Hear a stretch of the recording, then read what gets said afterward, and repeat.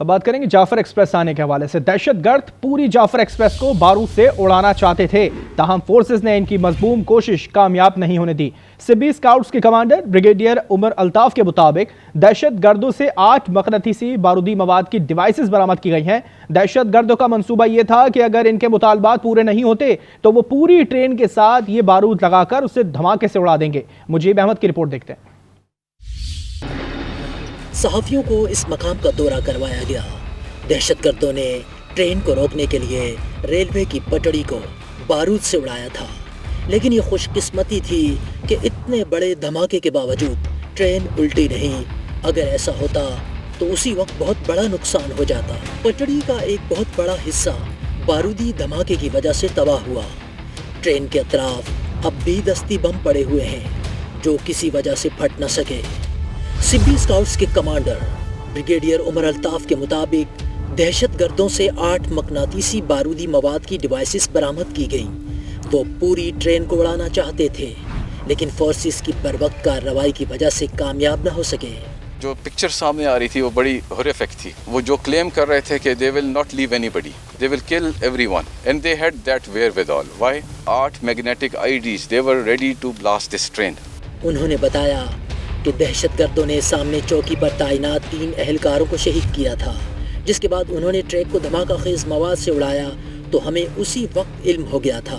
11 तारीख को दिन 1 बजे हमारी पिकेट को निशाना बनाया गया और साथ ही ट्रेन ऑन द मूव थी और रेलवे ट्रैक पे आईडी के साथ ट्रेन को ब्लास्ट करके रेलवे ट्रैक को नुकसान पहुंचा के ट्रेन को रोक दिया गया। हमारे जो लोग पिकेट पे थे, हमारे सोल्जर्स, उनमें से 3 सोल्जर्स ने शहादत का रुतबा पाया। जाफर एक्सप्रेस पर जा बजा गोलियों के निशानात भी हैं। ट्रेन के अंदर और बाहर मुसाफिरों के जूते और सामान पड़ा है, जिन्हें देखकर अंदाज़ा होता है कि जब हमला हुआ तो उस वक्त मुसाफिरों पर क्या क़यामत बीती होगी।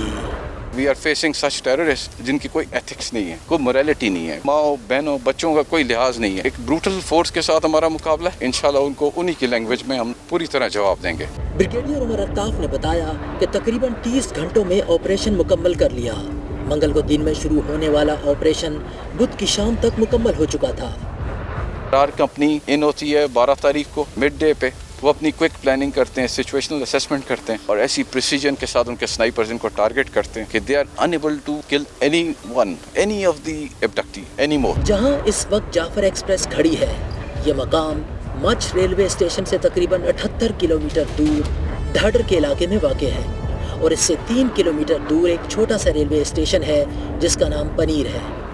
ये दर्रा बोलान कहलाता है, जहां पहाड़ों का एक ना ख़त्म होने वाला सिलसिला है और यही वजह है कि दहशतगर्दों ने इस मकाम का इंतखाब किया, क्योंकि यहाँ से कौमी शाहरा रेलवे ट्रैक से 22 किलोमीटर दूर वाक़ है।